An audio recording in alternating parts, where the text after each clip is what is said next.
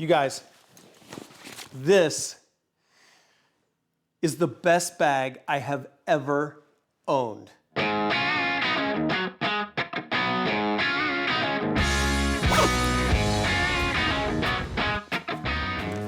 guys, $380 bag from Inside Line Equipment. And let me take care of some things right out front. You know how people are always like, hey, I do need to tell you that this company sent me this bag. No, they didn't. No, we bought this bag, and I'm gonna tell you the story behind that. Corey and I, close to where we live, we were walking down the sidewalk. Anyway, I'll get to that story. This company does not know I'm making this video. I just went on a last-minute trip to Utah. I had to fly, so it wasn't a drive trip. And Corey, we started out with this. You guys know these little rollers, right? And then right away, I'm like,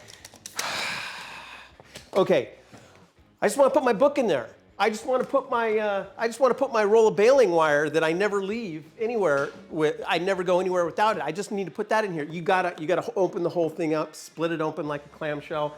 And then Corey's like, hey, remember that bag that we got? Let's try it out. We were literally, this is the real story, the real deal here, not dramatized for TV. We're walking down the sidewalk. We're like, oh, look, a bag store.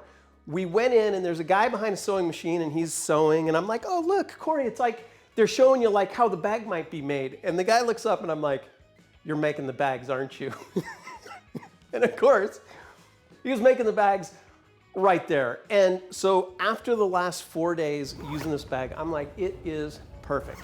You guys, the bag won't be available for long. That sounds like a salesy thing, but let me tell you why I'm saying that. I'm not trying to sell the bag. You know, to get real quality, you have to go back to the 1950s, right? I mean, or you have to pay through the nose. The fact of the matter is that I think if we go forward 3 years and these guys are still cranking out the bags, they're gonna be way higher in price because all the materials are sourced in the United States here. Seeing the way he was making the bags, it's just super expensive to make bags like this. So even at 380 bucks, if I went down to Target, sure, I could get a bag and it wouldn't last at all. The quality here is just amazing. This, guys, this Austria Alpine clasp, the billet aluminum T-handles, and man, did I put them to the test, right? Like yanking on these things with water-resistant YKK zippers. All the zippers are water-resistant. Pouches on the outside. I mean, this is how I was treating this bag the entire weekend, and everything is just exactly where you would expect it to be. You know how, like, good design, you're like, that's exactly where I would expect it to be. That's exactly how it is. There's a big pouch on the top, again, with a water-resistant zipper. I'm gonna just yank it, and it's not gonna break. The shoulder straps, these D-rings, you yank down on there to tension the shoulder straps. There's pouches on the inside. It is made of sailcloth material.